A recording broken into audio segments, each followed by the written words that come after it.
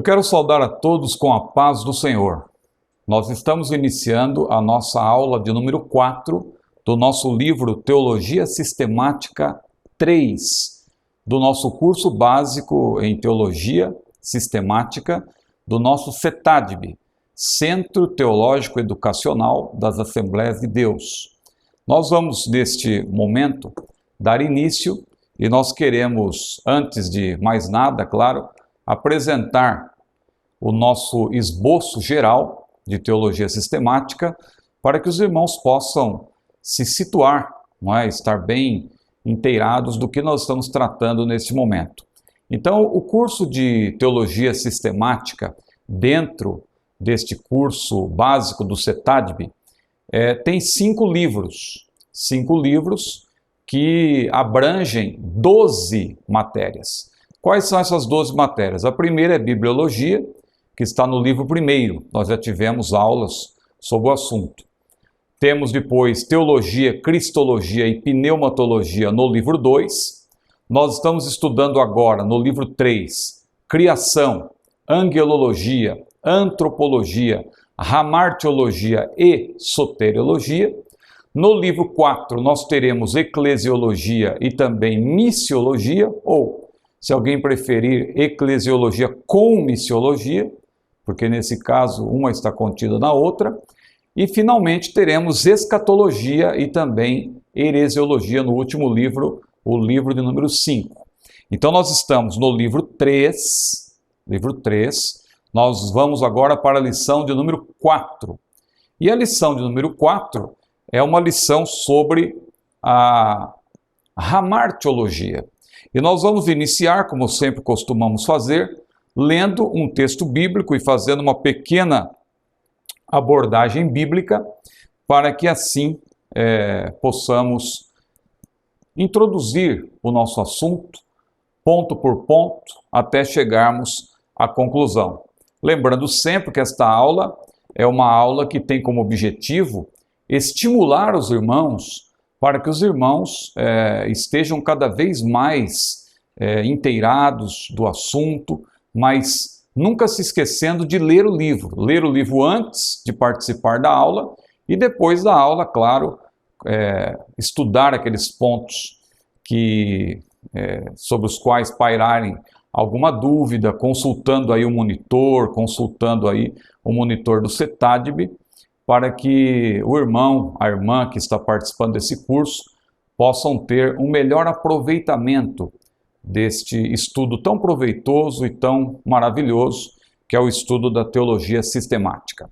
Vamos abrir as nossas Bíblias então, Romanos capítulo 5, versículo 12. Pelo que, por um homem, entrou o pecado no mundo, e pelo pecado a morte. Assim também a morte passou a todos os homens, por isso que todos pecaram. Meus amados irmãos, a leitura que fizemos é de um texto muito conhecido de todos, Romanos capítulo 5, versículo 12, que nos mostra como o pecado entrou no mundo e a consequência disso.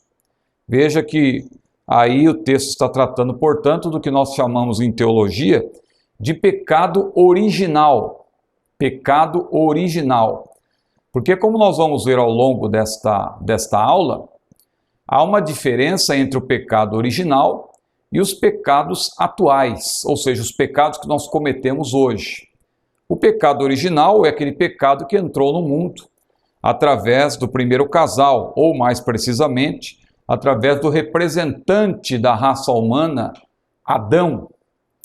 E isso é chamado também de a queda, com Q maiúsculo, porque foi uma grande queda, foi a partir daí que o pecado entrou de fato no mundo por meio do ser humano. Ou seja, isso mostra que não foi Deus quem criou o mal. Há muita gente aí achando que foi Deus quem criou o mal, Deus é o autor do mal, que Deus está por trás do mal, mas a Bíblia deixa claro que por um homem entrou o pecado no mundo.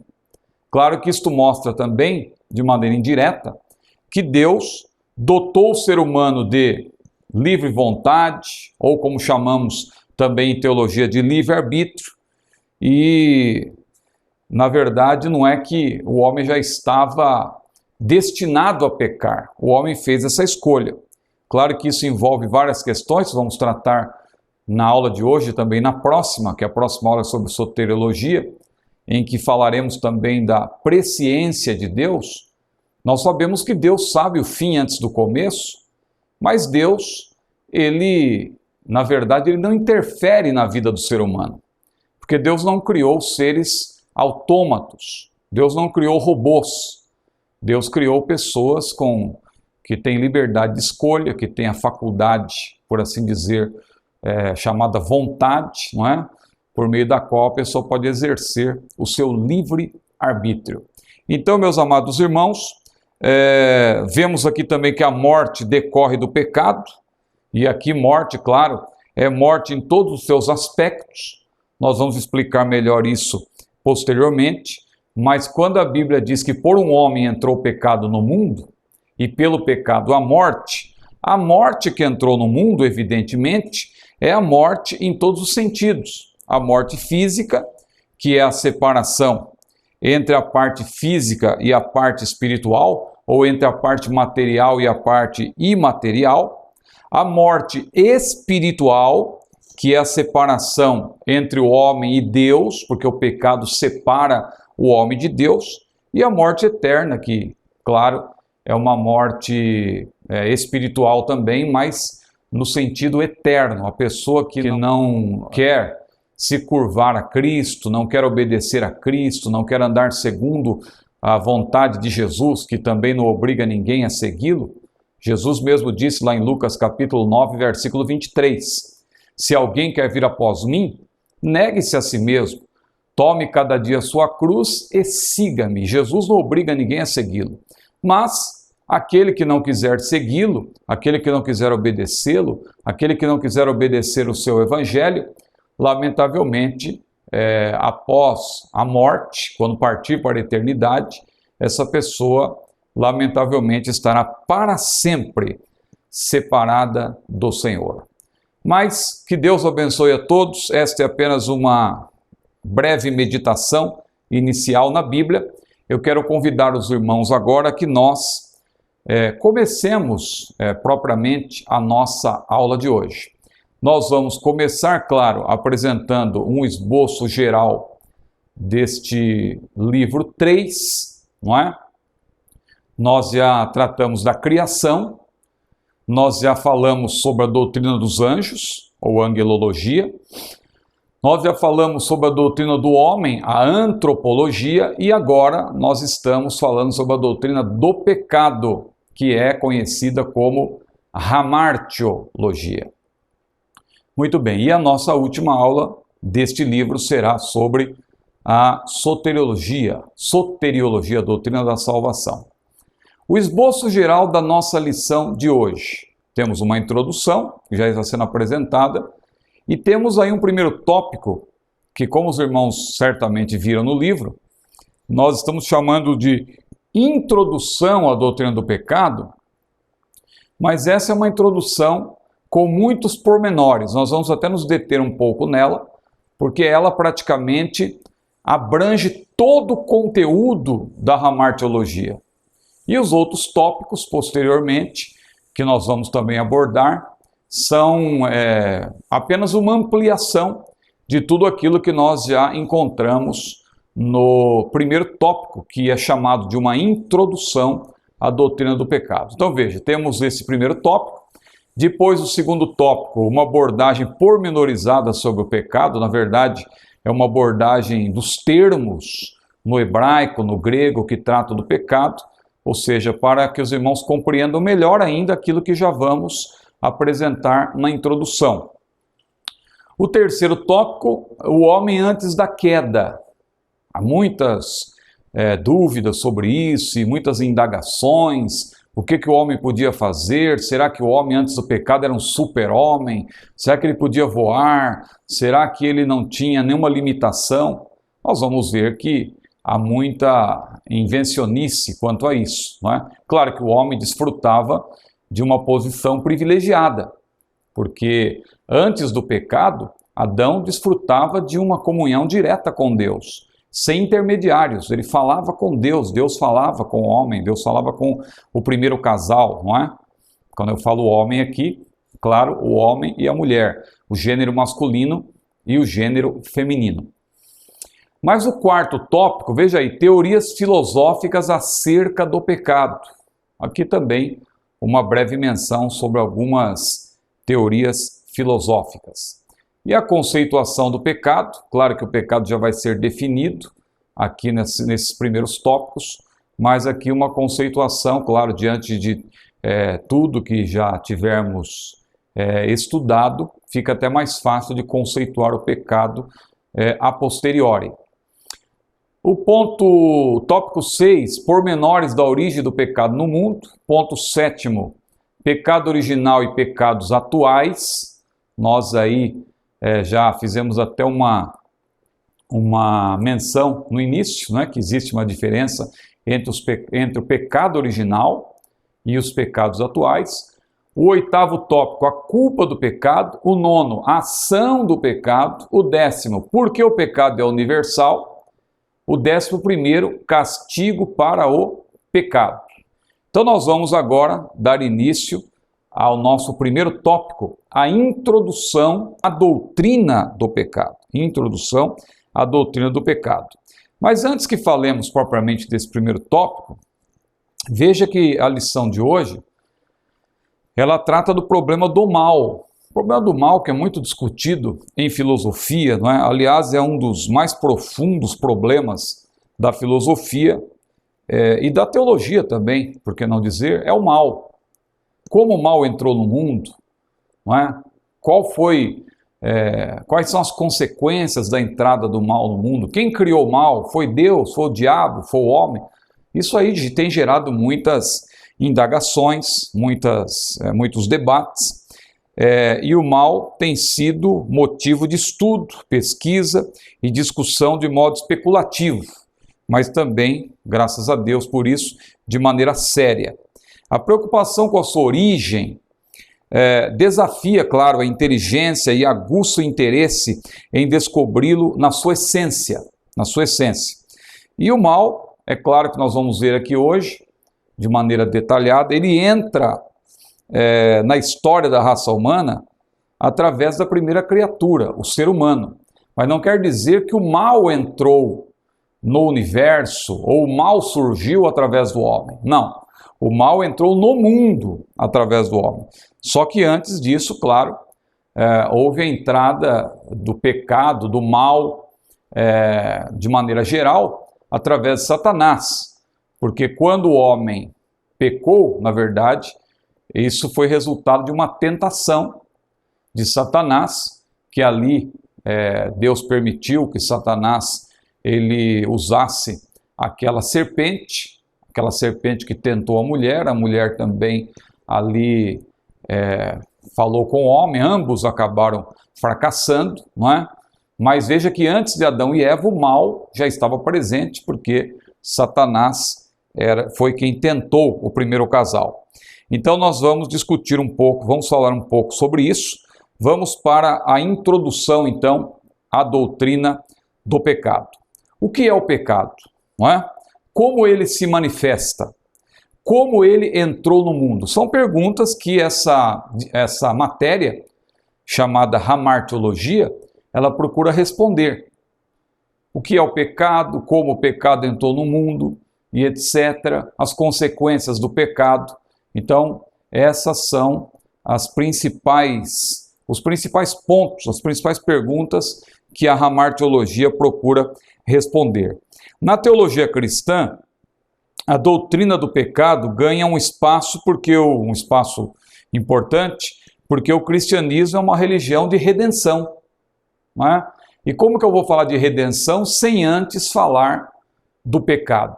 Eu só posso falar de redenção se eu falar antes daquilo de que a pessoa precisa ser redimida, daquilo que a pessoa precisa ser liberta, que é justamente o pecado. Então, por isso que em teologia sistemática, a hamartiologia precede a soteriologia. Seria um erro aí de um erro cronológico, até se nós estudássemos primeiro a soteriologia, a não ser que estudássemos a soteriologia, ou um tipo de soteriologia que já abrangesse a hamartiologia. Porque eu não posso falar da salvação do pecado sem antes saber o que é o pecado. Bom, o termo hamartiologia deriva de dois vocábulos da língua grega, não é? Dois termos, hamartia e logos, os quais significam, claro, o estudo do pecado. Hamartia, uma das palavras neotestamentárias para o pecado.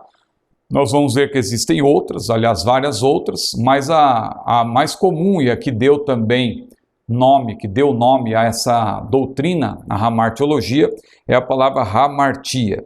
Então, hamartiologia é o estudo do pecado, não é? E esse estudo do pecado, como eu falei, ele deve preceder ao estudo da graça salvadora, da graça salvadora. Deus quer salvar, Jesus veio ao mundo e entregou a sua vida por todos os pecadores, mas é preciso que a pessoa ela conheça primeiro o que é o pecado. É como uma pessoa que vai ao médico, por exemplo, e o médico o que ele faz primeiro? Ele apresenta um diagnóstico. Depois ele vai receitar o remédio para que a pessoa, o remédio ou o tratamento indicado para que a pessoa possa ser curada ou pelo menos melhorar. Então, da mesma forma, quando nós estudamos hamartiologia e soteriologia, nós vamos estudar o quê? Nós vamos estudar a doença que entrou no mundo, que é o pecado, as consequências dessa doença e, graças a Deus, que também nós vamos estudar sobre o remédio. Qual é o remédio? O remédio é a salvação em Cristo Jesus, porque a Bíblia diz que Jesus é o Cordeiro de Deus que tira o pecado do mundo. Muito bem. E esse estudo sobre hamartiologia, ele está muito no livro na Epístola aos Romanos, não é? Temos em toda a Bíblia, claro, pormenores, mas um livro que melhor sistematiza, assim. Paulo foi quem, na verdade, em Romanos, ele apresentou os principais pormenores sobre a doutrina do pecado. Lá nós encontramos, por exemplo, aquele veredito, Romanos 3, versículo 23, todos pecaram e destituídos estão da glória de Deus. Lá nós encontramos também Romanos 3 e 10, claro que Paulo fazendo uma citação lá do Antigo Testamento, mais precisamente dos Salmos, ele diz que não há um justo, nenhum sequer. Então veja que todos os seres humanos foram nivelados à condição de pecadores.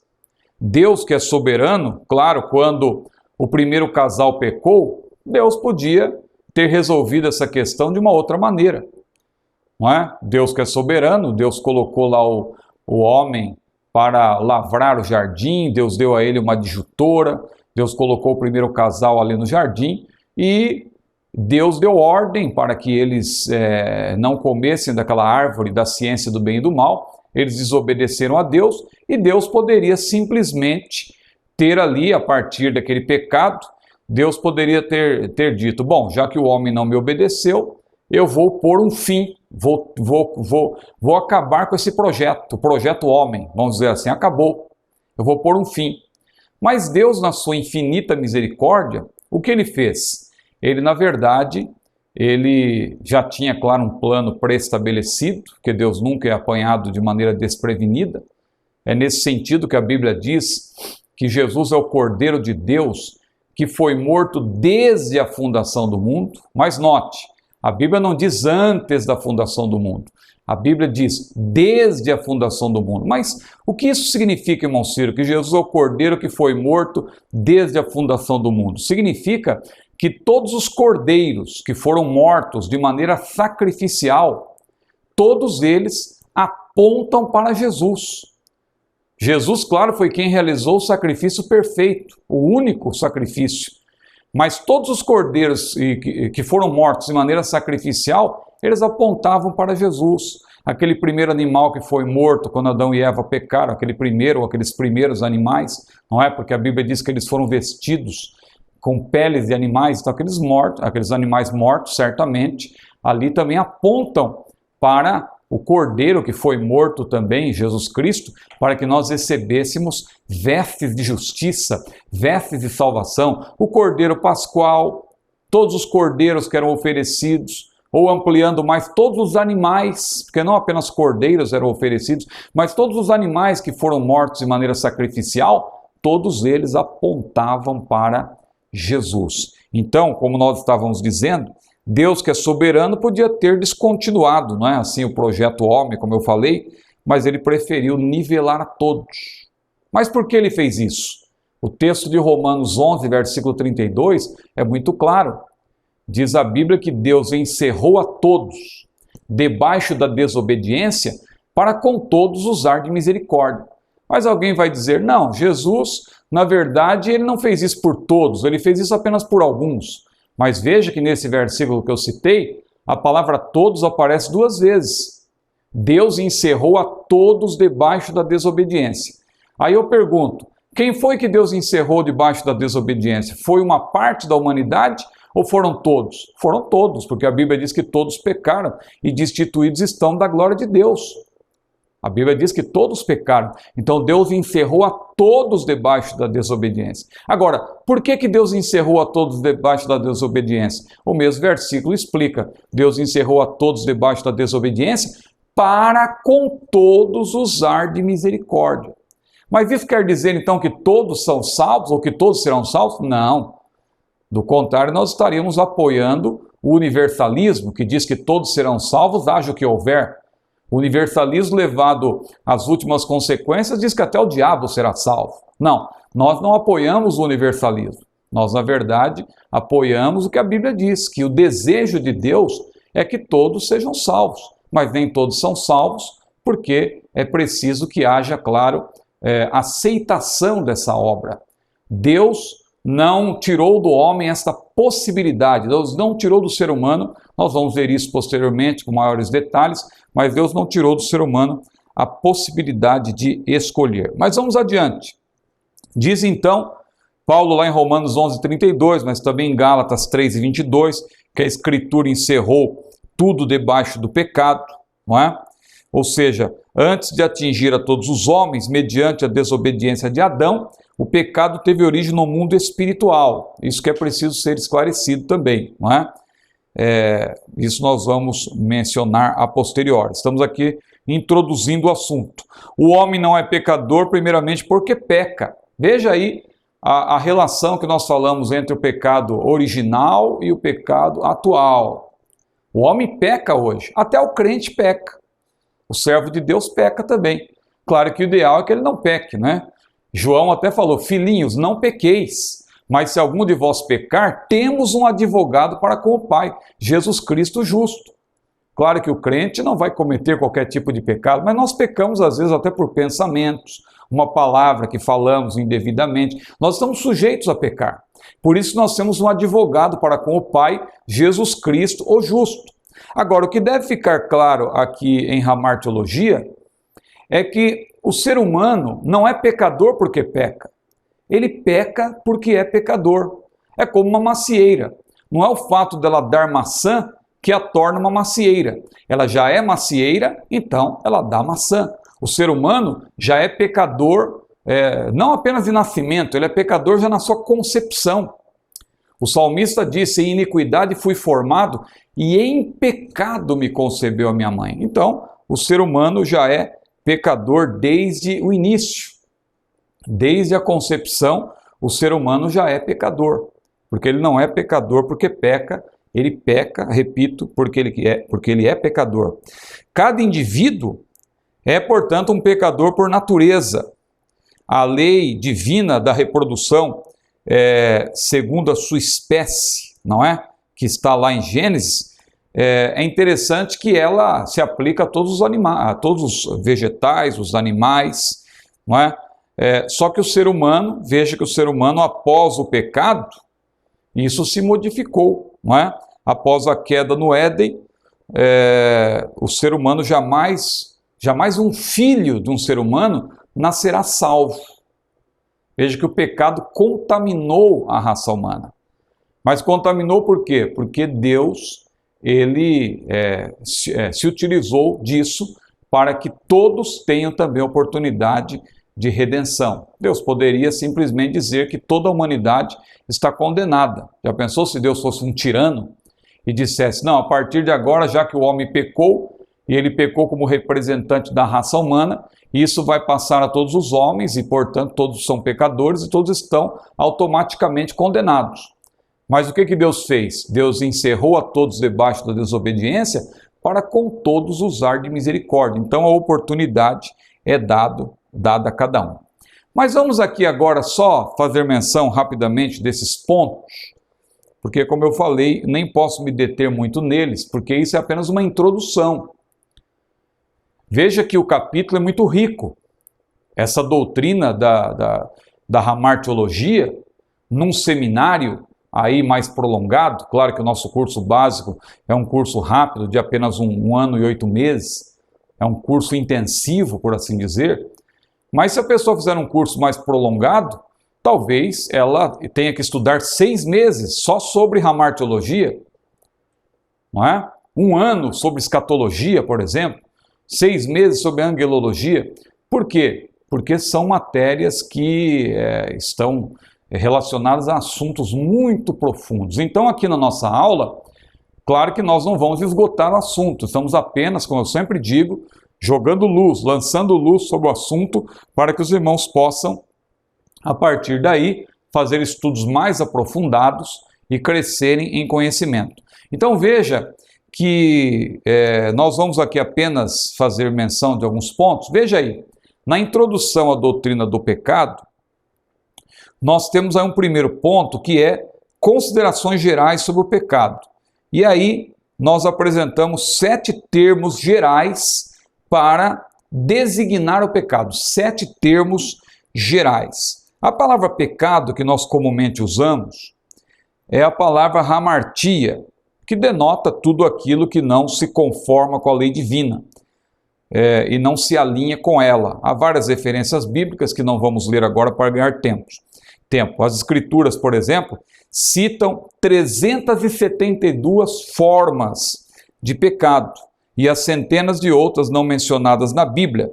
Na relação das obras da carne, por exemplo, lemos no fim dela, e coisas semelhantes a estas, acerca das quais eu vos declaro que os que cometem tais coisas não herdarão o reino de Deus. Veja, quando a Bíblia fala das obras da carne, a Bíblia termina dizendo, e coisas semelhantes a estas, acerca das quais eu vos declaro que os que cometem tais coisas não herdarão o reino de Deus. Veja, portanto, que a Bíblia fala do pecado, mas a Bíblia não esgota o assunto. Porque é claro que ao longo do tempo vão surgindo novas modalidades de pecado. Você sabe que a Bíblia não é apenas um livro de mandamentos, a Bíblia é também um livro de princípios, e às vezes nós vemos que alguns pecados não estão assim claramente na Bíblia, mas através de princípios, através de mandamentos, nós conseguimos, através de uma comparação, não é, com os mandamentos em relação aos princípios, a gente pode até chegar numa conclusão. Quer um exemplo? A Bíblia não fala nada do tabaco. Você já viu na Bíblia alguma coisa assim como, por exemplo, não fumarás? A Bíblia não diz nada sobre isso. Ah, irmão Círio, mas é aquele versículo que diz que os viciados não herdarão o reino de Deus. Esse versículo também não tem na Bíblia, não é? A Bíblia não fala nada sobre isso. Claro que há no livro de Jó lá a menção ao vício, quando ali diz o Senhor vê o vício e não o terá em consideração. No livro de Daniel também, a Bíblia diz que Daniel foi um rapaz temente a Deus e que nele não se achou nenhum vício. Então a Bíblia fala do vício, só que na Bíblia não tem esse versículo, os viciados não herdarão o reino de Deus. Na Bíblia você também não encontrará o mandamento, não fumarás. Mas como eu sei então que o crente não deve fumar, que fumar é prejudicial ao corpo? Veja que nós acabamos de mencionar aqui sobre as obras da carne. Paulo cita uma longa lista, só que ele não fechou questão, como se diz aí no campo da política, né? Ele não fechou questão. Ele cita uma longa lista, mas ao final ele diz, e coisas semelhantes a estas, acerca das quais eu vos declaro que os que cometem tais coisas não herdarão o reino de Deus. Veja, coisas semelhantes a estas. Não tinha sentido Paulo escrever sobre o tabaco naquela época, porque o tabaco não era conhecido, nem na Ásia Menor, nem na Macedônia, lá no norte da Grécia, nem lá em Corinto, no sul da Grécia, não se conhecia, não é? O tabaco. Então, por que Paulo escreveria sobre o tabaco? Mas ele disse coisas semelhantes a estas. Você que é estudioso da história, você sabe que o tabaco ele foi enviado da América para a Europa. Tanto que havia lá em Portugal um embaixador da França chamado Nicot, não é? Se escreve Nicote, e ele até emprestou o seu nome para o termo que surgiu, nicotina, não é? Vem desse embaixador da França, Nicot, que estava em Portugal. Então veja, o tabaco foi enviado da América de maneira geral para a Europa, do Brasil também, mas da América de maneira geral para a Europa. Então não havia sentido Paulo, naquela época em que as pessoas nem conheciam, nem sabiam ainda o que era tabaco, Paulo ter escrito, não é? E colocado entre as obras da carne, aí o tabaco, o fumo.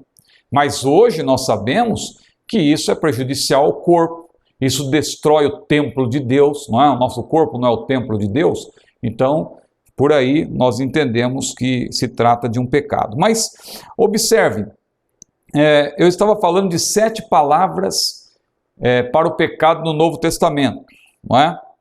Para designar o pecado. A palavra hamartia, não apenas no Novo Testamento, na Bíblia como um todo. No Novo Testamento é hamartia. Mas nós encontramos também no hebraico a palavra transgressão, pesha, que é também rebelião, que no grego tem o equivalente hamartema, que denota o quê? Quebra das leis divinas, significa transpor a fronteira da lei, do bem, da ordem, da decência. Por isso que a Bíblia tem aquele versículo que diz: o que encobre as suas transgressões nunca prosperará. Não é? Provérbios 28, versículo 13.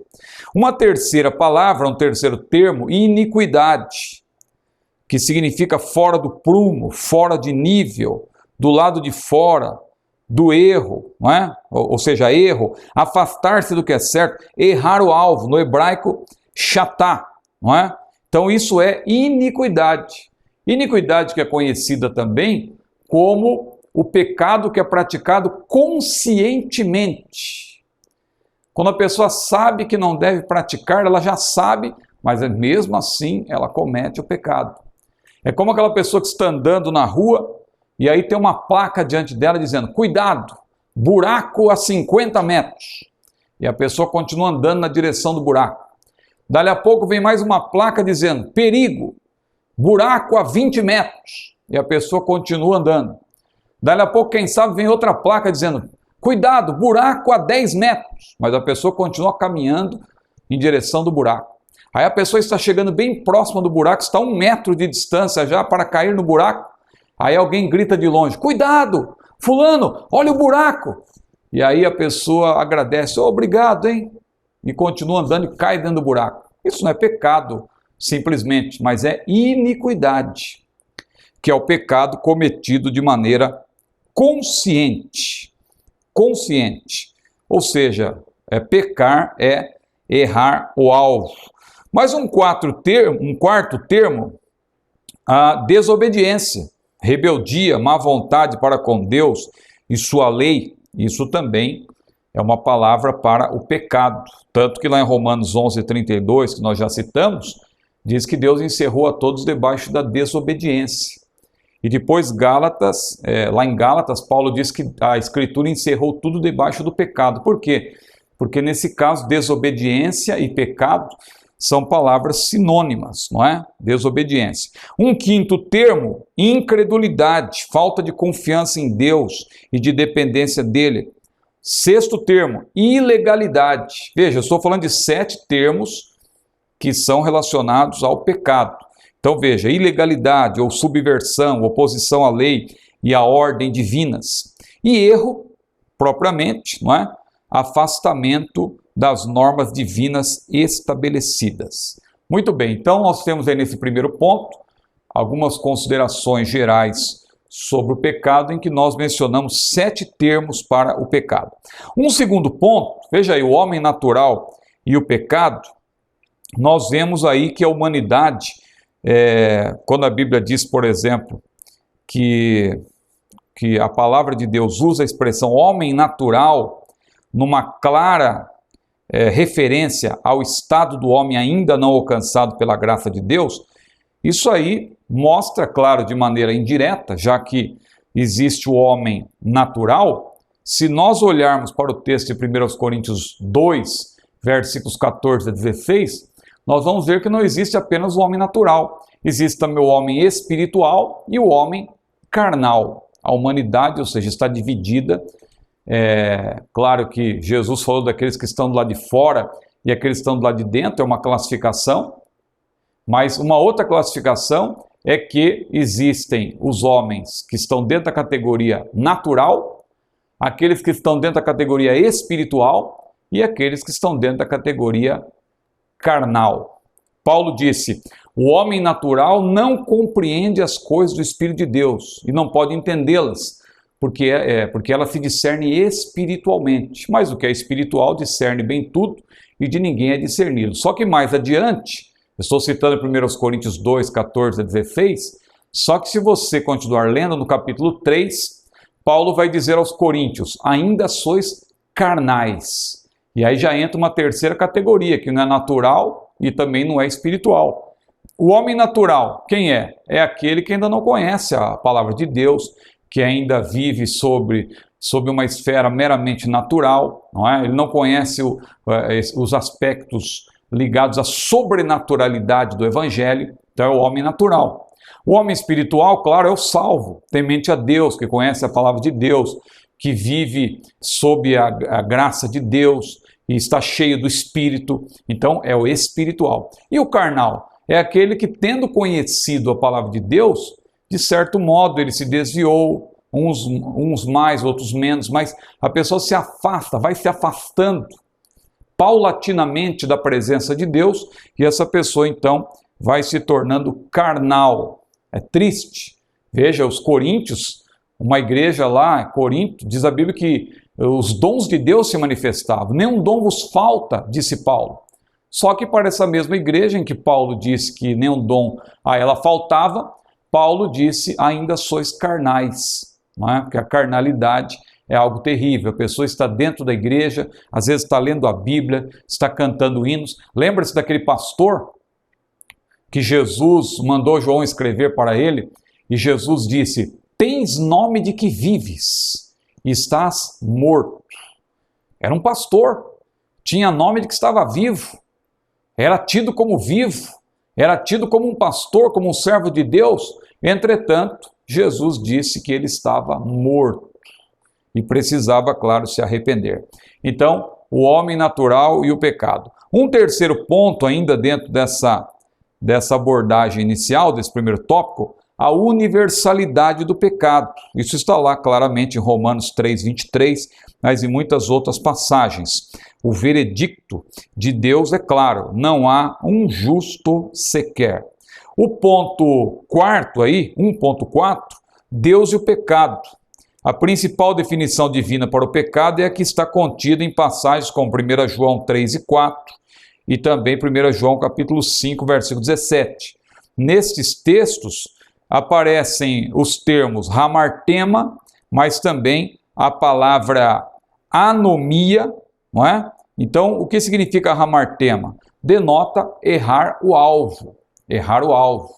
Porque quando a pessoa peca, ela erra o alvo certo. Ou, usando aqui uma frase de efeito, ela erra o alvo certo e acerta o alvo errado, não é? Porque a pessoa, quando peca, ela está errando o alvo certo, mas ela está acertando o quê? O alvo errado, não é? Porque ela está, muitas vezes, pensando que está certa. Então, ela pensa que acertou o alvo. Não, eu vou nessa direção, porque aqui está certo, é este o caminho. Mas a Bíblia diz que há caminho que ao homem parece ser bom, mas ao fim são os caminhos da morte. Então, hamartema, que aparece em 1 João 3 e 4, mas também aparece a palavra anomia, também no mesmo versículo, que implica transgressão, desordem, rebeldia, subversão. E um outro termo que aparece agora já em 1 João capítulo 5, versículo 17, é adikia, que no grego significa injustiça.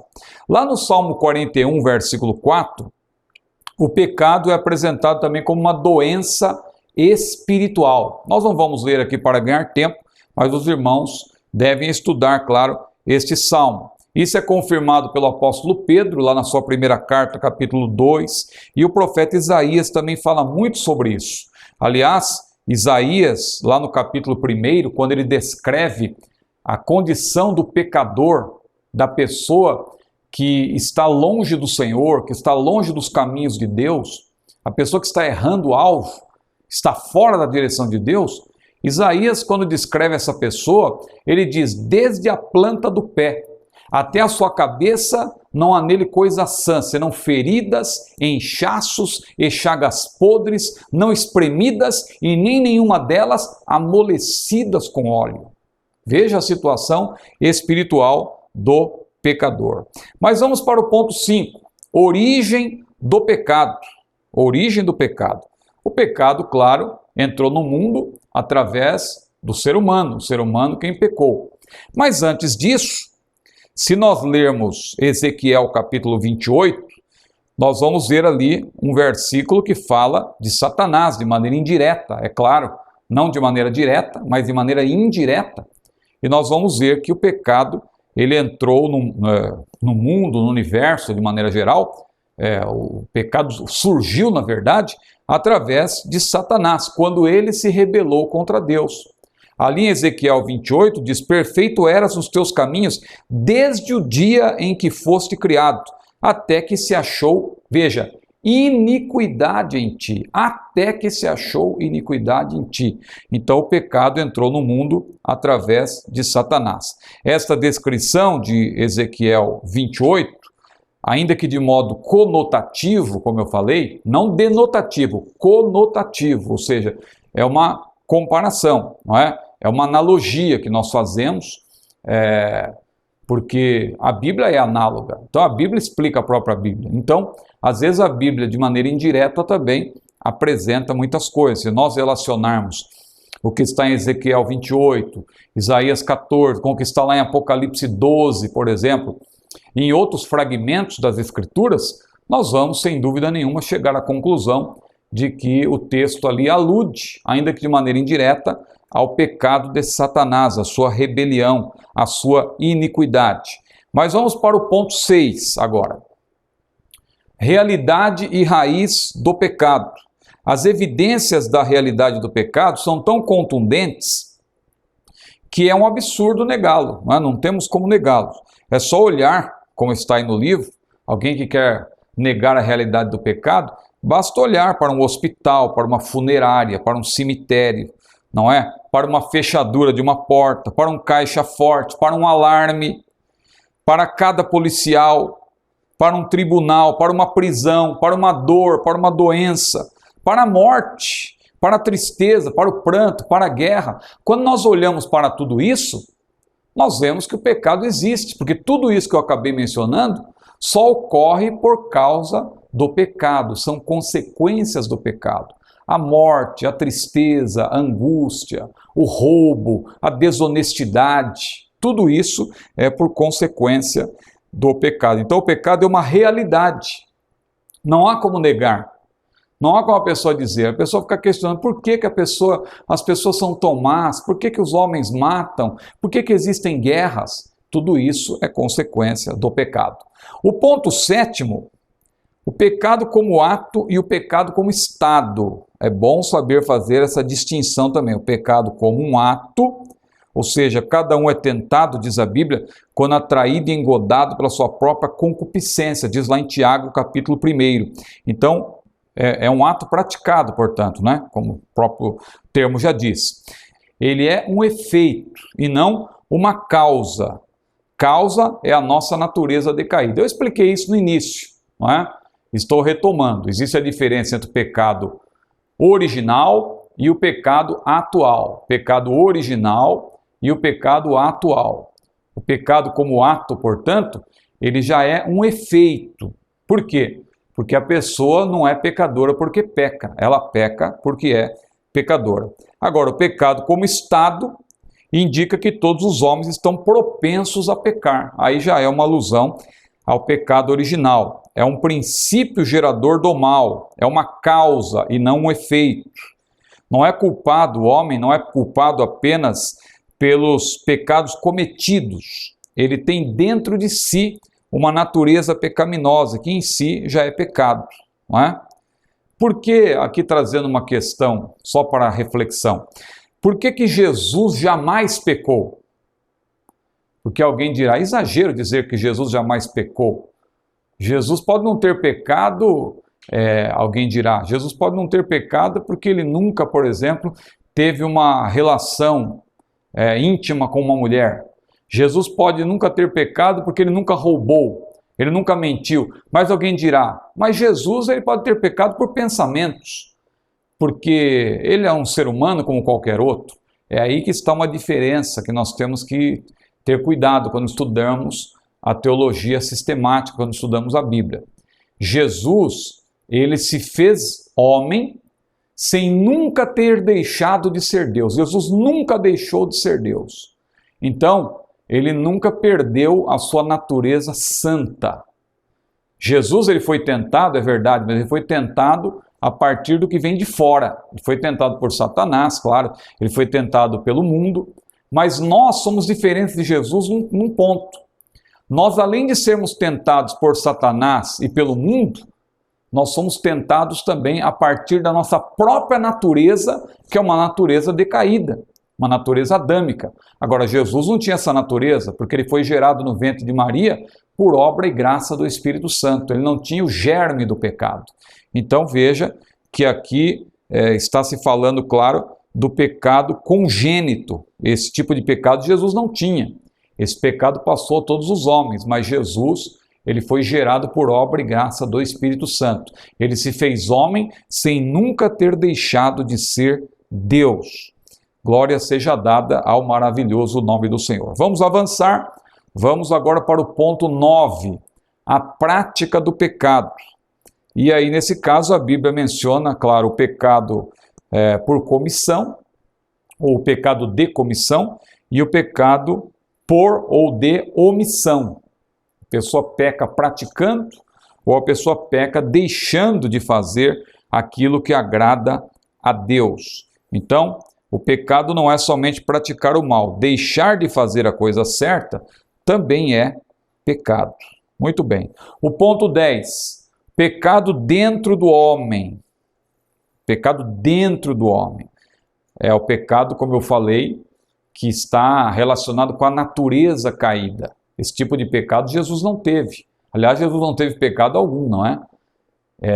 Eu quis dizer que ele não teve tentação alguma no que tange a isso. Nós somos tentados e, lamentavelmente, nós pecamos, não é? Nós acabamos fracassando, porque nós recebemos vários tipos de tentação, e não somente a tentação que vem de fora, mas também a tentação do que vem de dentro.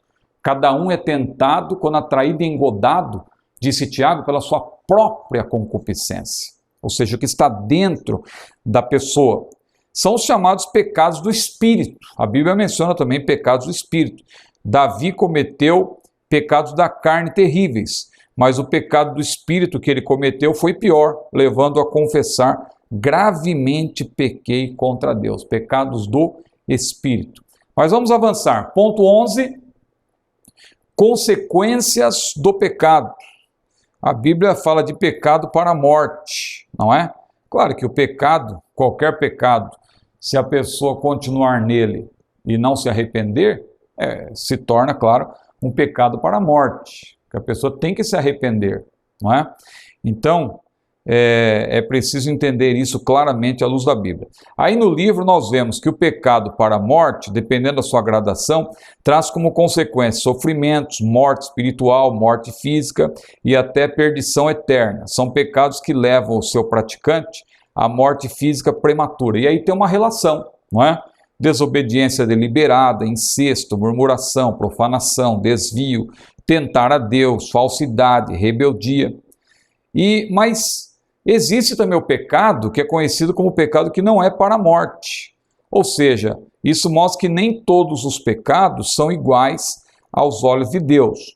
Agora, é claro que qualquer pecado, mesmo perdoado, não nos exime dos seus maus efeitos, das suas consequências, o seu castigo aqui. Por exemplo, um assassino em série, um estuprador, um parricida ou matricida, pode ser salvo pela graça, não é? Pela graça de Deus, qualquer pessoa pode ser salva. Mas não quer dizer com isso que nós vamos defender agora que a pessoa, vamos dizer que um assassino em série, uma pessoa que já matou 10, matou 20, aí ele entrega a sua vida a Jesus. Ele pode ser salvo, se ele se arrepender de verdade, Deus tiver misericórdia dele, mas isso não quer dizer que perante a lei ele vai estar completamente livre. Não, eu agora sou salvo. E não, e aquelas pessoas que foram mortas? Ele tem que responder perante a lei, não é? Perante a lei. Isso aí não podemos confundir uma coisa com a outra. Mas vamos para o ponto 12, o perdão do pecado.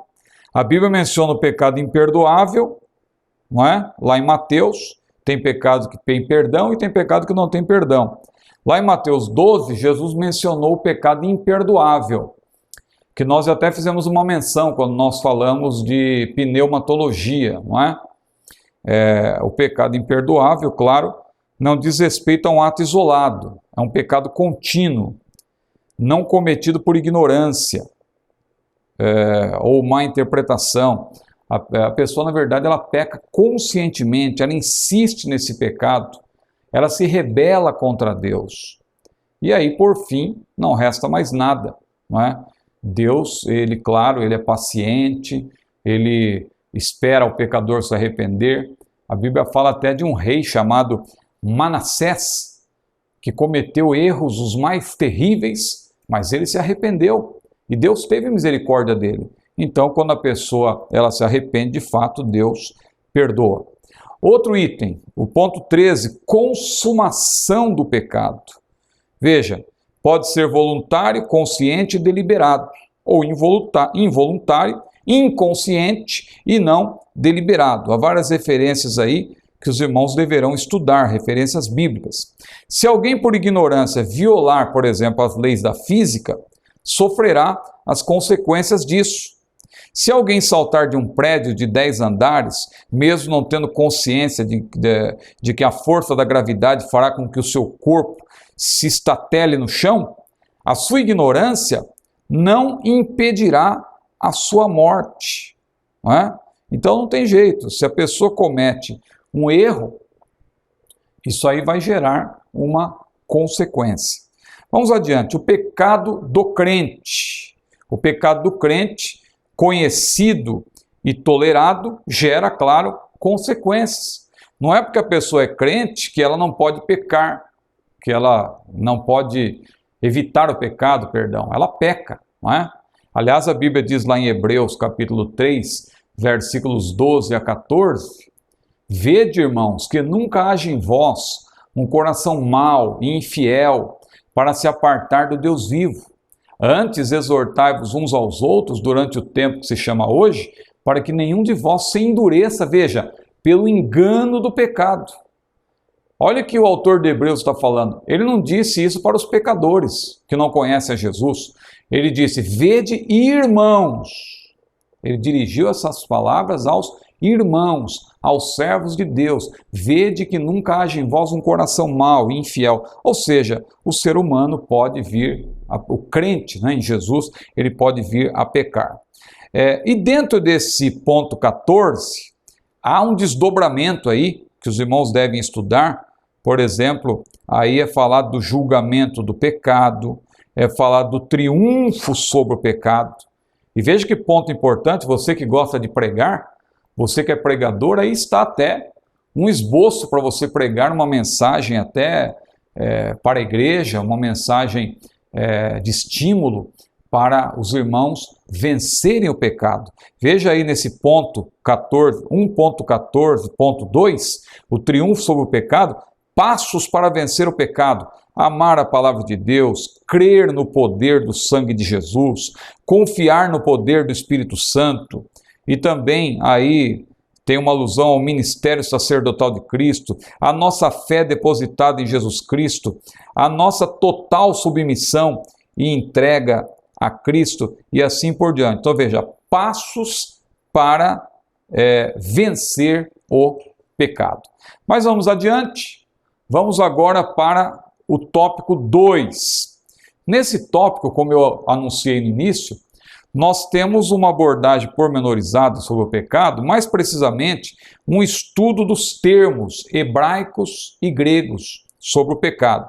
Então, nós encontramos no Antigo Testamento pelo menos 8 palavras que conceituam o pecado, e no Novo Testamento temos pelo menos 12 outras. Nós até citamos 7 na língua portuguesa, é claro, fazendo aqui alguma menção do hebraico e do grego, mas agora, nesse segundo tópico, nós temos um estudo voltado realmente para quem gosta da filologia, não é? Você que é um estudioso da Bíblia, você sabe que você deve conhecer, pelo menos de maneira nocional, a filologia, não é?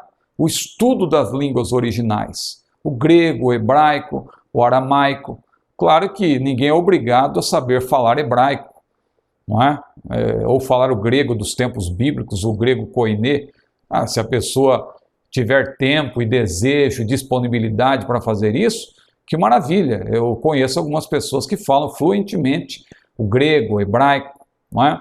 Mas no caso do estudioso da Bíblia, ele deve pelo menos conhecer de maneira nocional. Deve saber, por exemplo, como ler um termo no grego, isso já ajuda. Você poder pesquisar no dicionário o termo diretamente, saber a aplicação do verbo, como se dá, não é? A conjugação e os outros elementos conectivos. Isso ajuda muito para a pessoa poder pesquisar na própria fonte. E claro que nós falamos isso até em bibliologia, temos que saber também que texto estamos consultando, porque você sabe que há vários textos gregos e eles são comparados e tal, e nós precisamos conhecer bem essa parte também, se nós quisermos nos aprofundar. Mas veja aí, os termos hebraicos para o pecado, temos aí o Ramá, Patá e Shagag. Ramá quer dizer enganar, dá a ideia de prender numa armadilha, num laço. Patá dá a ideia de seduzir. O sentido literal da palavra é de ser aberto ou abrir espaço para o pecado. Veja que são todos termos sinônimos, né? E às vezes um acrescenta algo que nos ajuda a compreender melhor. Temos também outros termos aí, veja, Shatat, Peshá e Raá, não é? Termo que aparece, o primeiro aí, aparece 522 vezes nas páginas veterotestamentárias e seu termo correlato no Novo Testamento. Hamartia sugere a ideia de errar o alvo e desviar-se do rumo. E assim por diante. Veja, são vários termos que os irmãos devem estudar e vão ajudar muitos irmãos nesse entendimento do pecado. Termos hebraicos e termos também gregos. Veja aí, no 2.2, termos gregos, hamartia, que nós já mencionamos, katia, adiquia, anomia ou anomos, apistia, azebeia e azeugeia, e assim por diante. São vários termos, é um estudo, como eu falei, esse segundo tópico, é um estudo pormenorizado sobre os termos hebraicos e gregos, que, claro, com a conceituação inicial que os irmãos tiveram no primeiro tópico, poderão abordar esse segundo tópico, claro, de uma maneira mais detalhada. É um estudo para ser feito sobre os termos da Bíblia.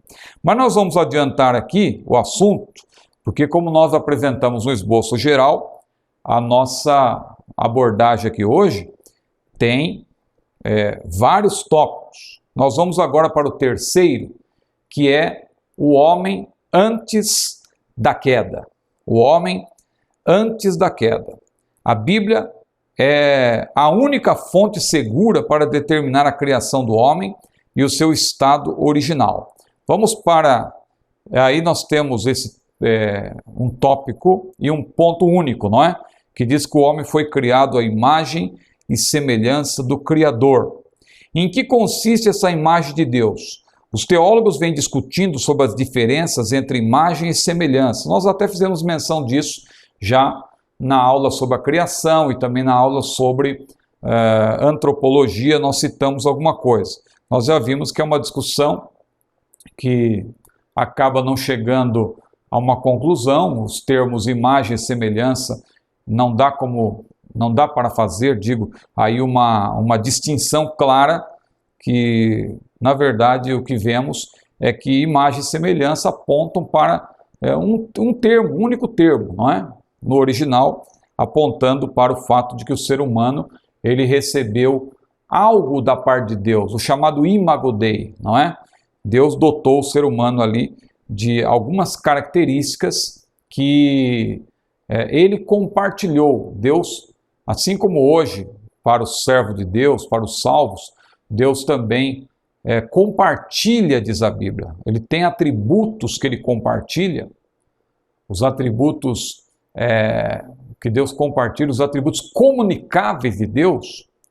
Quando Deus formou o primeiro homem, ali quando Deus criou Adão e Eva e formou o homem, posteriormente formou a mulher, Deus ali compartilhou também algumas características com o ser humano, né? Quando Deus soprou nas narinas do homem, Deus estava ali certamente dotando de alguns atributos, de algo que Deus ali compartilhou.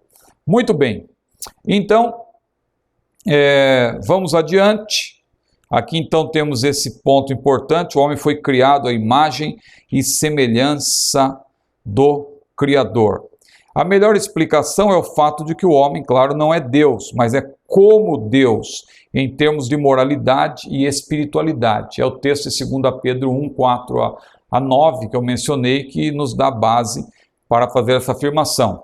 Só Cristo é a imagem expressa da pessoa de Deus, como Filho do Pai, que possui a mesma natureza dele.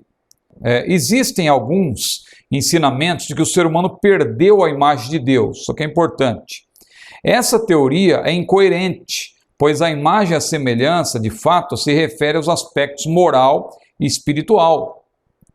Esse é um estudo, claro, sobre a depravação total do ser humano, que é um dos pontos, hoje em dia existe muito essa discussão entre calvinismo e arminianismo, mas pode ver que os dois defendem a depravação total.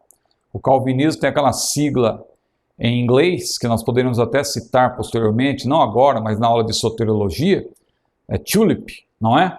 E um daqueles pontos desse acróstico, por assim dizer, diz respeito exatamente à depravação total, total depravity, não é? Que é lá o T de TULIP. Só que também os arminianos, eles têm hoje também uma sigla, por assim dizer, um acróstico, que é FACTS, que também vai ter lá uma letra que vai designar a mesma coisa, depravação total.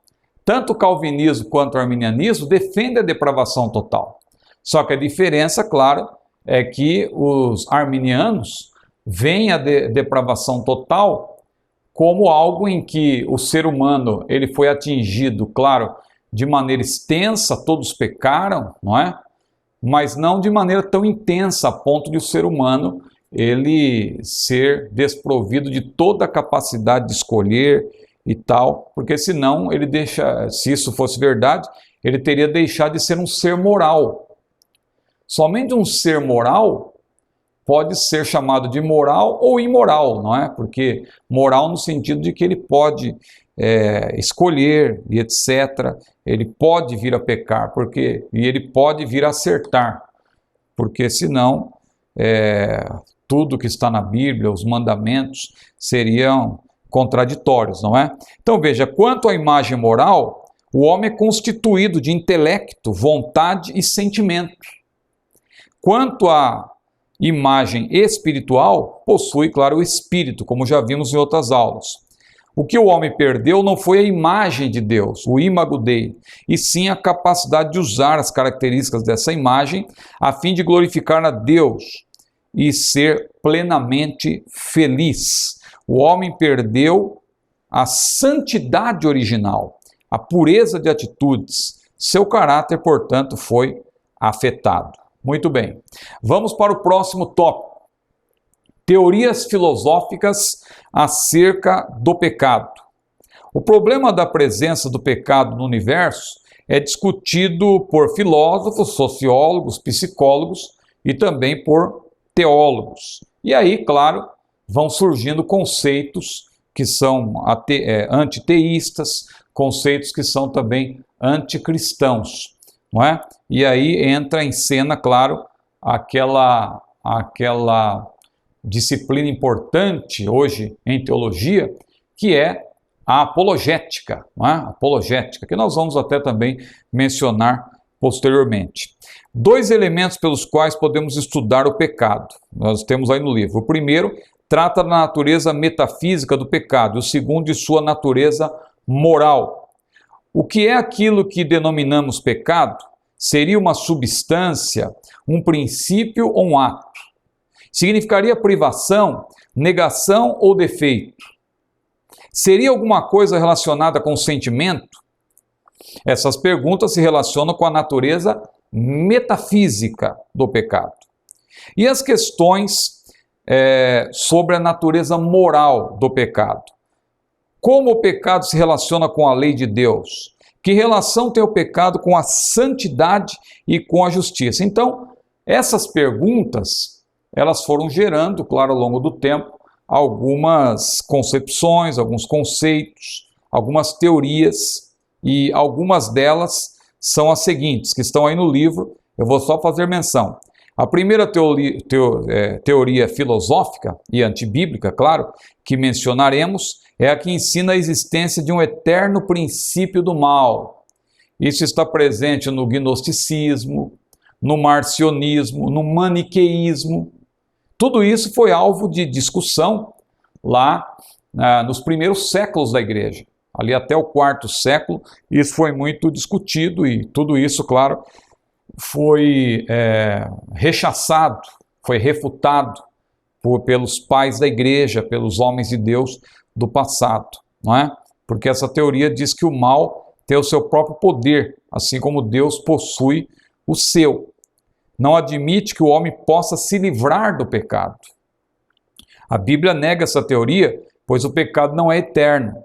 E quando o homem pecou, fez isso por escolha intencional e voluntária. Hoje, é claro, Jesus nos livra do poder do pecado, não é?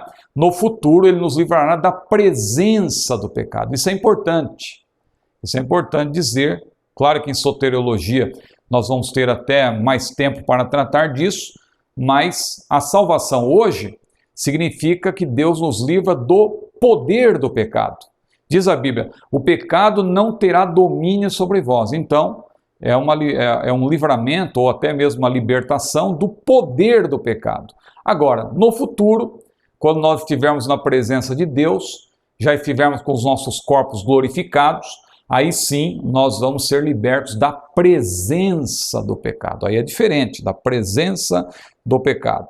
Uma outra teoria filosófico antibíblica é a que apresenta o pecado como um mal necessário, ou seja, o mal tem que existir para que haja equilíbrio no universo. Isso aí é também uma outra teoria errônea, não é? E nós temos aí no livro, não é? A essência dessa teoria é a de que o pecado é a condição necessária para a existência do bem. A palavra de Deus, entretanto, ensina, refutando, claro, essa teoria, que se o bem não pode existir sem o mal deixa de ser algo condenável e repulsivo diante de Deus. Veja, se o mal fosse para compensar o bem, então Deus não trataria o mal da forma como Deus trata em sua palavra. Uma terceira falsa teoria ensina que a fonte e a sede do pecado estão na natureza sensorial do ser humano. Ou seja, essa teoria separa e distingue o corpo do espírito humano. como que se fossem duas coisas muito distintas. Essa teoria entende que o negativo prevalece sobre o positivo, por isso o homem é vencido pelo pecado. Biblicamente, claro, essa teoria é falsa e equivocada, porque o pecado não é um ato ou um estado sensorial do homem. O pecado não tem domínio sobre os salvos, como nós já falamos. Essa teoria neutraliza a consciência do pecado e de culpa, porque faz do pecado uma mera debilidade, não é? A Bíblia se opõe à teoria que faz do corpo ou da natureza sensorial do homem a fonte do pecado. Uma quarta teoria também é a que trata do caráter do pecado e declara que a essência do pecado está no egoísmo. Claro que o egoísmo é um tipo de pecado, mas não podemos dizer que o pecado apenas é o egoísmo, não é? A Bíblia contraria isso, não é? Langston, por exemplo, entende que o egoísmo é o coração do pecado e a origem do pecado. Entretanto, o egoísmo corrompido é, na verdade, fruto do pecado, não é? Então, esse é um tópico importante em que os irmãos devem estudar também. Estou aqui apenas, como já falei, lançando luz sobre o assunto. Os irmãos estudem esse assunto sobre as várias teorias errôneas, é claro, a respeito do pecado, porque o que prevalece é o que a palavra de Deus defende. A Bíblia conceitua muito bem o pecado, não é? Nós vimos naquele primeiro tópico vários pormenores sobre o pecado, mas agora nós vamos para um ponto sobre um tópico importante sobre a conceituação do pecado. Os estudiosos do assunto têm definido o pecado de várias maneiras, mas quase sempre foge do conceito mais forte e bíblico, o de que o pecado existe como um ato, um estado ou condição, não é?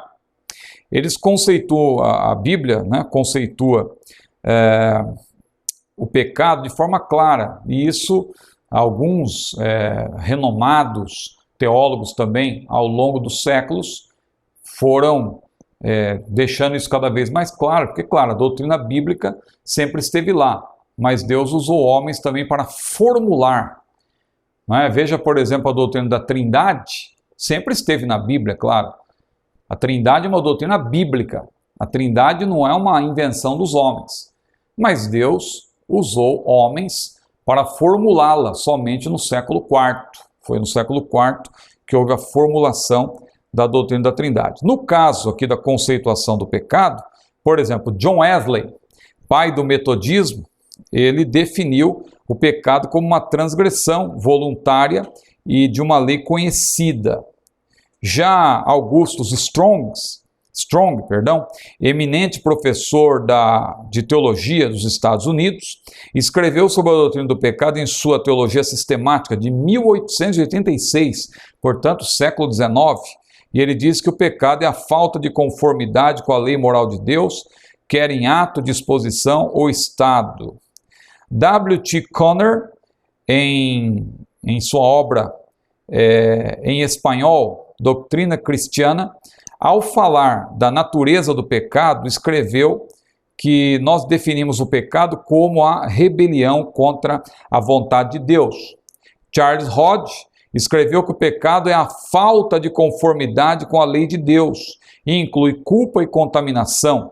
A primeira expressa sua relação com a justiça, a segunda, sua relação com a santidade de Deus. O pecado, portanto, é um ato livre e voluntário das criaturas de Deus, uma vez que elas são seres morais, dotadas da capacidade de perceber o certo e o errado. Os vários termos hebraicos e gregos das línguas originais, que nós até temos um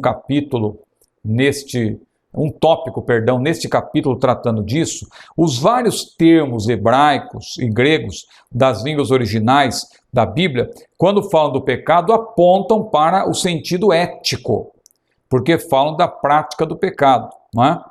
O pecado não é uma fraqueza ou coisa passiva, ou mesmo um efeito da criação divina pelo qual temos que ser responsabilizados. é de fato uma ativa oposição a Deus, uma transgressão das suas leis, que o homem, por escolha própria, ou seja, livre, resolveu fazer conforme ensina a Bíblia. E aí há vários textos, eu não estou lendo, eu gosto até de ler versículos bíblicos ao longo da exposição, mas eu estou evitando ler porque, como eu já falei, essa lição é uma lição bastante extensa, não é? O pecado não consiste apenas em atos manifestos. Veja, o pecado não consiste apenas em atos manifestos. O pecado não é somente aquilo que se pratica erradamente, mas é algo entranhado na natureza pecaminosa adquirida da raça humana. É um estado pecaminoso que envolve hábitos pecaminosos, os quais se manifestam na vida cotidiana. Então, diante dessa conceituação aqui, mais uma, não é, do pecado, o que deve ficar claro para nós, de maneira geral, claro que são muitos conceitos aqui, que quem quiser se aprofundar do assunto, precisa estudar esses termos no hebraico, no grego, mas o que deve ficar claro para nós, em linhas gerais, é que existe o pecado original, que nós herdamos de Adão, não é? Herdamos porque alguém até não entende isso. Como pode? Eu não tenho nada a ver com Adão. Adão que pecou, eu estou aqui. O que eu tenho a ver com Adão? Não é? Só que tem que entender o plano e o propósito de Deus. A Bíblia diz que Deus encerrou a todos debaixo da desobediência, ou seja, Deus nivelou a humanidade. Mas Deus nivelou por quê? Porque Deus quer também exercer a sua misericórdia para com todos aqueles que crerem em Jesus. Deus amou o mundo de tal maneira que deu o seu Filho unigênito para que todo aquele que nele crê não pereça, mas tenha a vida eterna.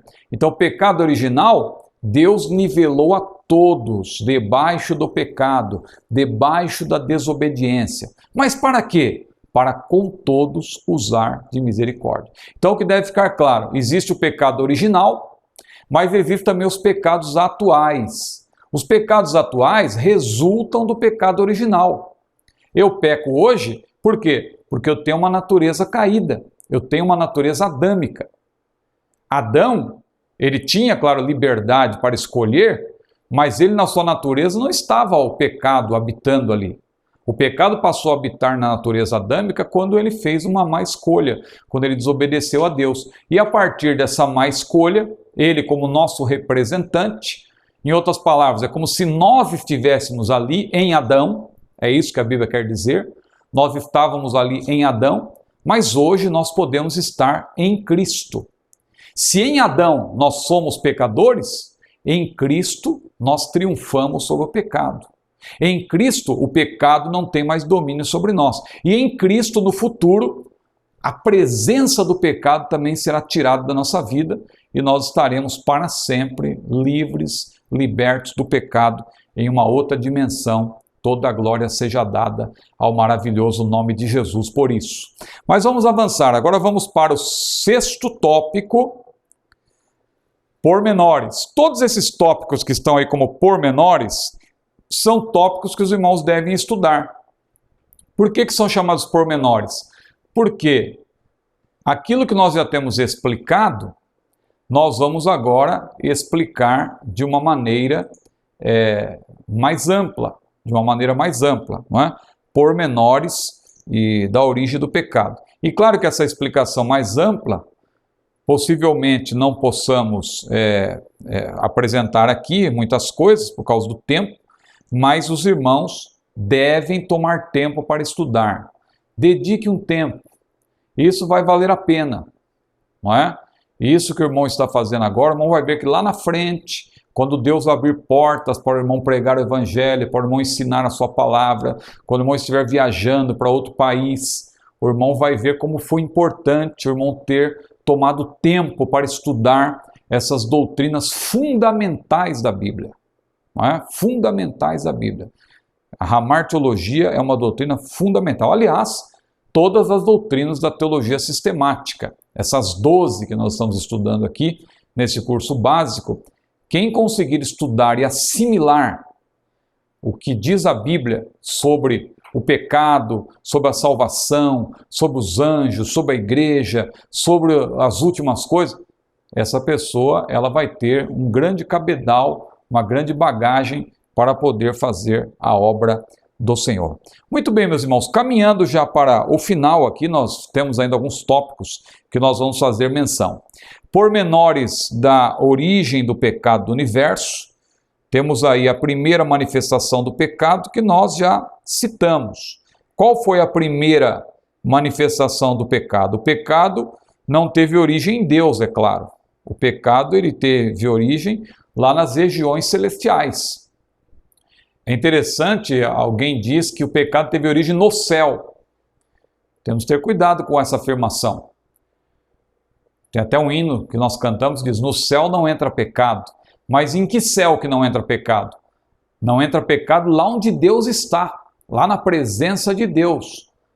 Então Satanás, quando ele pecou, veja que lá em Ezequiel tem uma afirmação interessante, que ele diz, aliás em Isaías diz: subirei ao céu. E Ezequiel também, eu citei Ezequiel porque Ezequiel 18 e Isaías 14 são palavras, são textos que são perfeitamente, em alguns casos até intercambiáveis e também se relacionam, e um explica o outro, a Bíblia explica a própria Bíblia, e veja que lá Satanás, claro, de maneira indireta ele é citado, ele diz: subirei ao céu.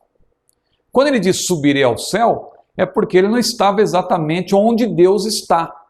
Quando ele pecou, ele não pecou exatamente onde Deus estava.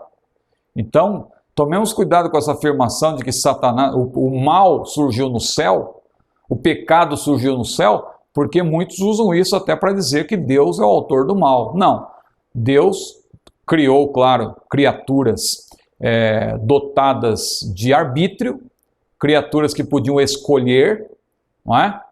Ele não criou seres autômatos, ele criou seres que poderiam escolher. Porque veja, se o ser humano, por exemplo, fosse um ser autômato, como que nós poderíamos dizer que amamos a Deus? Como Adão poderia amar a Deus? Porque o amor é um sentimento voluntário. Se uma pessoa diz assim, você é obrigado a me amar, alguém coloca um revólver na sua cabeça e diz: você tem que me amar, isso é amor? Não. O amor verdadeiro ele é voluntário. Então o amor só pode ser verdadeiro no caso de uma pessoa que é livre para escolher. Deus não fez seres autômatos. E por isso que Satanás, ele também se rebelou contra Deus. Então há dois textos que devem ser estudados dentro disso que eu estou falando, não é? Dois textos. O primeiro lá é de Isaías, que refere-se ao rei caído da Babilônia, e que sugere, claro, que a história da queda de Lúcifer sugere que ali está, né, a história da queda de Lúcifer. Como eu falei, por analogia, porque ali, claro, diretamente está falando do rei de Babilônia. Só que se você ler com cuidado, você vai ver que não é uma mera menção ao rei de Babilônia. Você vai ver que ali tem uma relação com a queda de Lúcifer, a queda da estrela da manhã. O segundo texto, Ezequiel, que eu falei, também apresenta um lamento sobre o rei de Tiro. O que fica claro que é o pecado, fica claro é que o pecado foi originado, portanto, em Satanás. Isso deve ficar claro. Se alguém te perguntar: meu irmão, como que surgiu o mal? Vamos dizer que você está lá na faculdade, lá na universidade, alguém te pergunte, ou surge essa discussão: como surgiu o mal? E tal. Aí alguém diz: olha, aquele ali, ele é um pastor. O que você acha? Diz aí alguma coisa. E aí você vai falar o quê? Você vai explicar justamente o que nós estamos aqui mencionando. Que Deus não é o criador do mal. Porque Deus criou, Deus fez criaturas que foram dotadas de arbítrio. Deus não é o autor do mal. Muito bem, então vamos adiante. Como o pecado entrou no universo, como o pecado surgiu, a resposta é essa. Satanás se rebelou contra Deus. Na ocasião, claro, Lúcifer, ele se tornou, vamos dizer assim, Satanás porque ele pecou, ele se rebelou contra Deus. Mas como o pecado entrou no mundo? O pecado entrou na vida da humanidade através de Adão e Eva. O pecado se tornou uma realidade na vida da humanidade quando uma criatura extraordinária espiritual se materializou, não é? Numa serpente, uma criatura extraordinária, porque a Bíblia descreve lá Lúcifer como um querubim, não é? era alguém que realmente foi dotado ali de uma beleza, até como a Bíblia mostra, mas ele preferiu se rebelar contra Deus. Pela soberana e sábia vontade de Deus, permitiu-se que no Éden, o jardim idílico ou o jardim paradisíaco, criado por Deus para que Adão e Eva vivessem felizes, fosse invadido. Deus permitiu ali que o jardim do Éden fosse invadido por Satanás para tentá-los com astúcia e engano. E foi aí que eles, lamentavelmente, se deixaram enganar pela insinuação diabólica e o mal, então, entrou no mundo. Vamos para o 7º tópico, pecado original e pecados atuais. Veja que isso eu já expliquei, e esse tópico é apenas um tópico para os irmãos estudarem e, de fato, terem, assim, uma melhor pormenorização do assunto, não é? Mais detalhes, aí está a diferença, pecado e culpa originais, pecado original ou factual, pecados veniais e mortais, isso aqui é importante, pecados veniais, aqueles que podem ser perdoados, não é? E pecados mortais, aqueles que não têm perdão. Claro que a Bíblia, a rigor, ela cita apenas um pecado que não tem perdão, que é aquele pecado imperdoável. Mas todo pecado continuado, né, quando a pessoa fica com a sua mente cauterizada, esse pecado vai levar à morte. Mas o pecado que a Bíblia chama de imperdoável é aquele pecado contra o Espírito Santo. Mas pecado contra o Espírito Santo, não vá pensar você que é apenas uma palavra que você fala inadvertidamente, um pensamento. Não, o pecado com o Espírito Santo é um conjunto de pecados. É algo que você vai cometendo e vai fazendo, e veja lá, por exemplo, aqueles fariseus, aqueles religiosos, não é, que se levantaram contra Jesus e diziam que Jesus expulsava demônios por Beelzebu. Veja que absurdo. Então, eles já estavam realmente naquele estágio em que a consciência deles não acusava mais nada. Agora, se uma pessoa ela se sente acusada, se a pessoa se sente tocada pelo Espírito Santo, é evidente que essa pessoa não cometeu o pecado imperdoável. O pecado imperdoável é pisar a graça de Deus, é pisar o sangue de Jesus, é desprezar o plano da salvação, é se rebelar contra Deus. Isso é o pecado imperdoável. Não é a pessoa cometer um deslize, falar uma palavra que não deve, até mesmo contra o Espírito Santo, não é?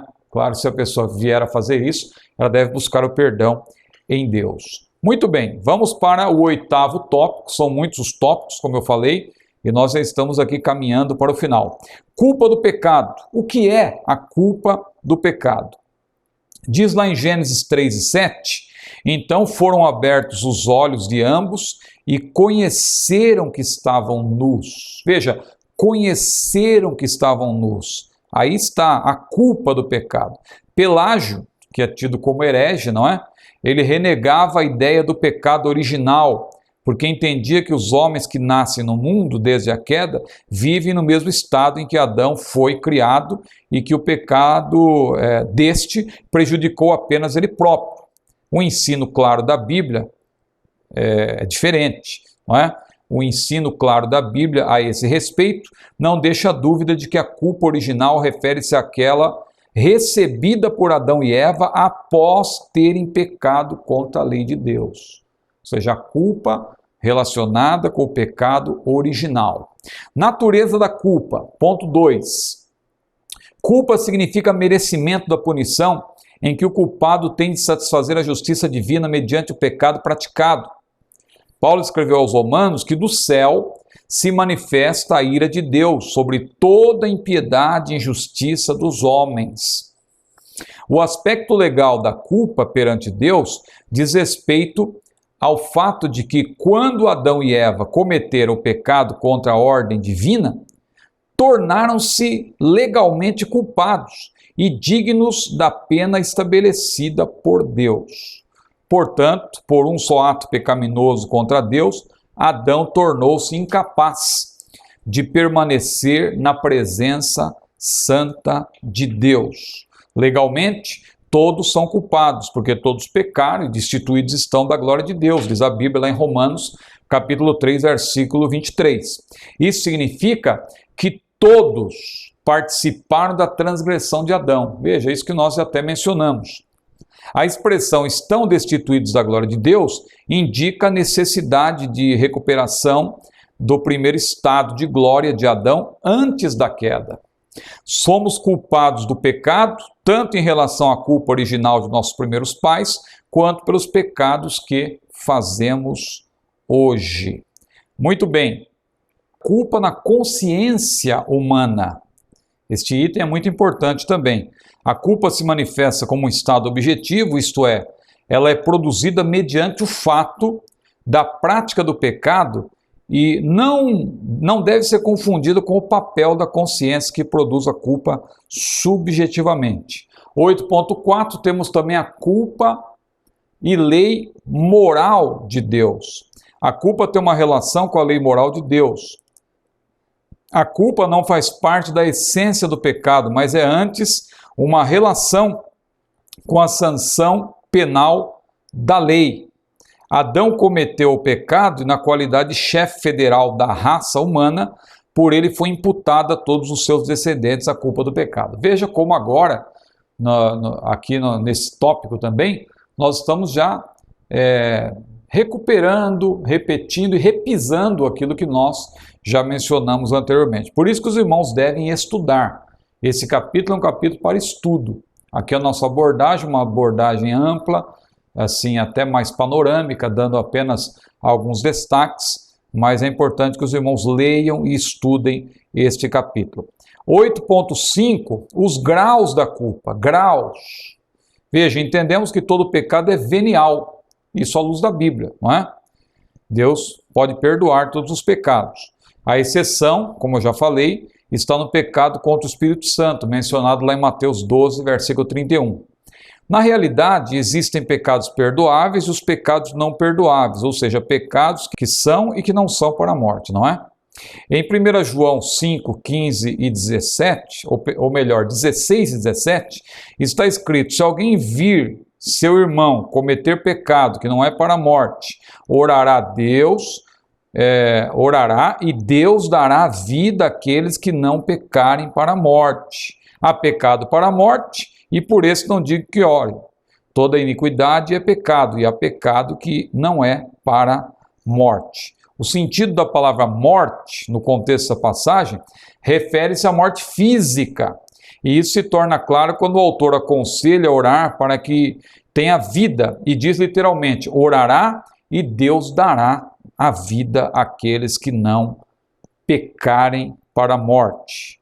Aos que diferem também na compreensão desse texto, porque entendem que se trata da morte eterna e não meramente morte física. O que prevalece em nossa doutrina pentecostal, não é? Haja vista ser esse um curso básico da Assembleia de Deus, que é uma igreja pentecostal, e o que prevalece no nosso entendimento, à luz da Bíblia, é que a doutrina do pecado faz distinção entre Hebreus 10 e 26 e Hebreus 5 e 2, que trata do ato de pecar voluntariamente depois de conhecer a verdade e o de pecar por ignorância, ou seja, aqueles que pecam por ignorância. O pecado contra o Espírito Santo não deve ser considerado como um simples ato isolado, mas também como sintoma exterior de um coração tão radical e finalmente estabelecido contra Deus que nenhuma força que Deus possa consistentemente usar o poupará. Tal pecado, portanto, só pode ser o clímax de um longo curso de endurecimento de si mesmo e de depravação de si mesmo. Muito bem, vamos adiante. Vamos para o tópico 9. Ação do pecado.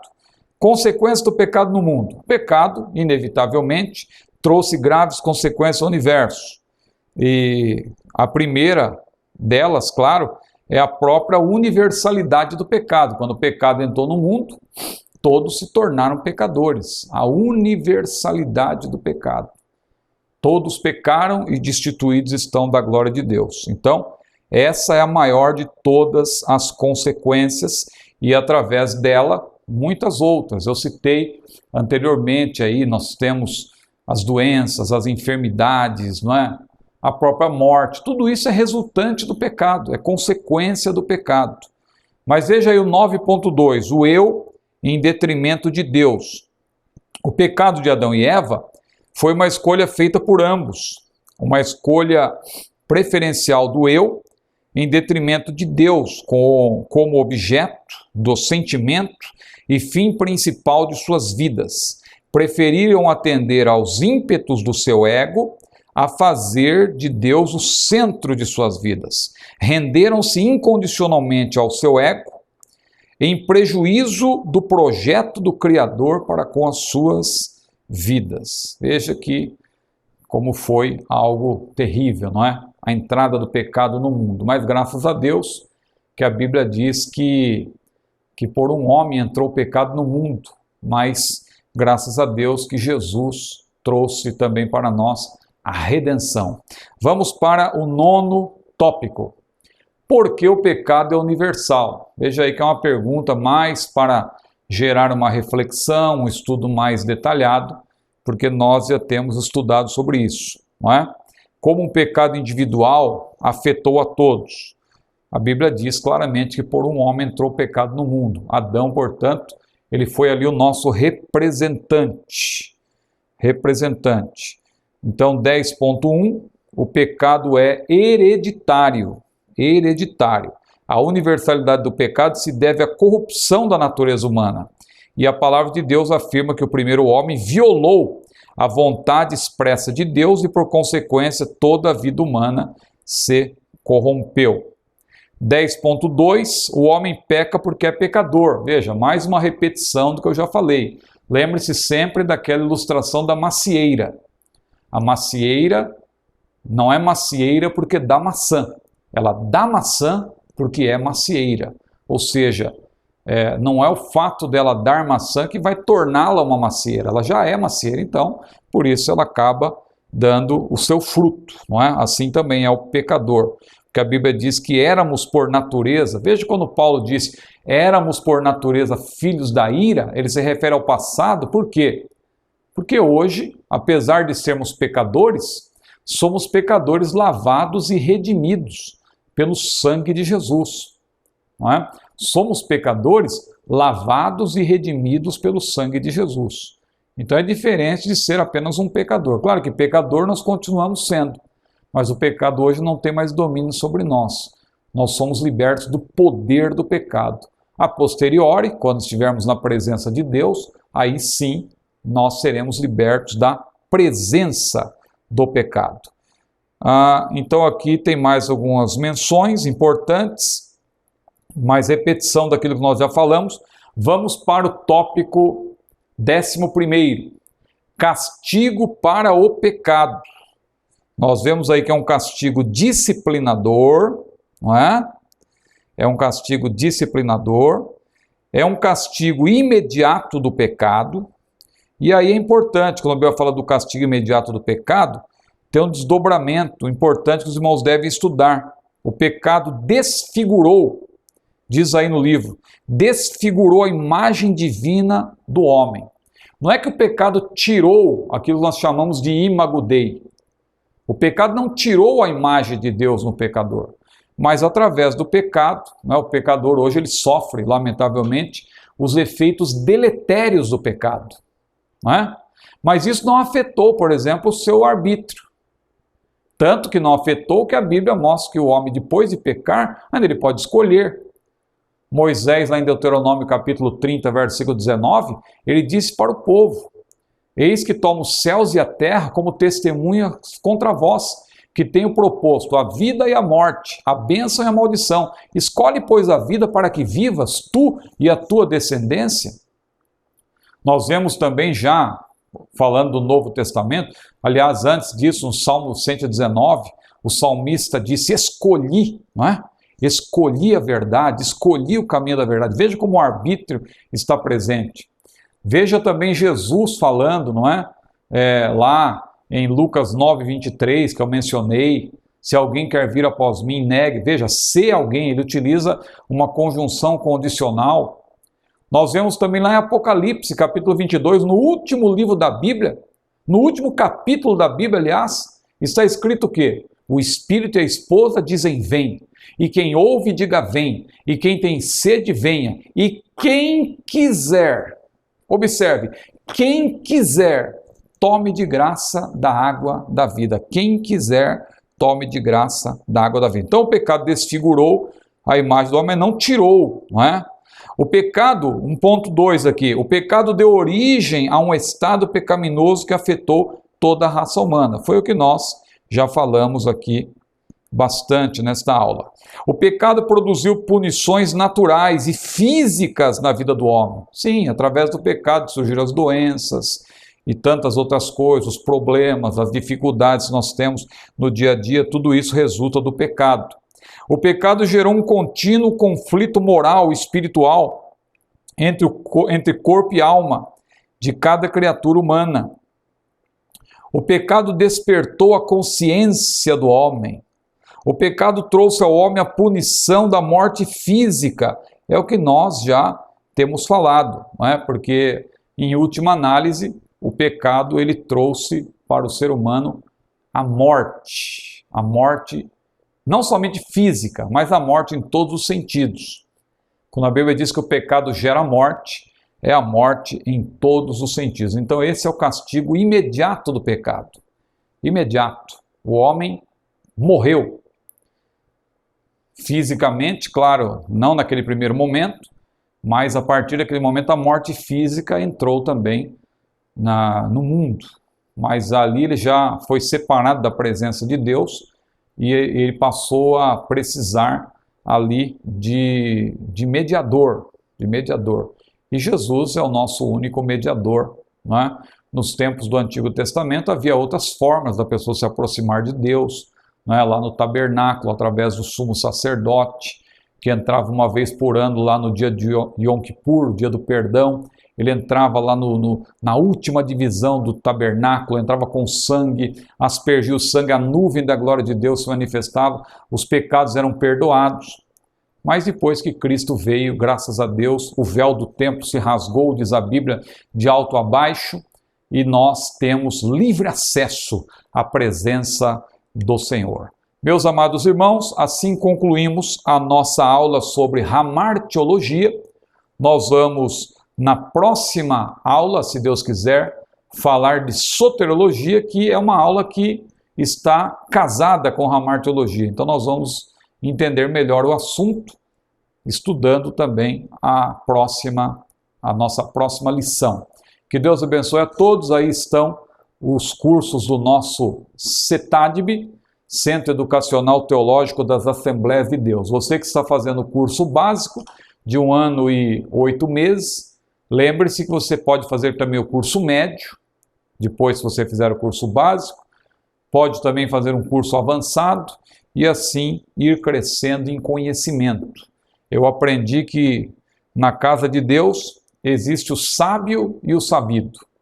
O sábio é aquele que sabe que não sabe, então ele quer saber cada vez mais. E a Bíblia diz, instrui o sábio e ele se fará cada vez mais sábio. Esse é o sábio, ele quer saber cada vez mais. Agora, o sabido é aquele que lamentavelmente acha que já sabe tudo. Não, eu já sei tudo, não preciso fazer esses cursos aí. E ele lamentavelmente acaba não sabendo nada mesmo, não é? Porque ele acha que sabe. É importante que nós sempre tenhamos consciência que nós precisamos crescer.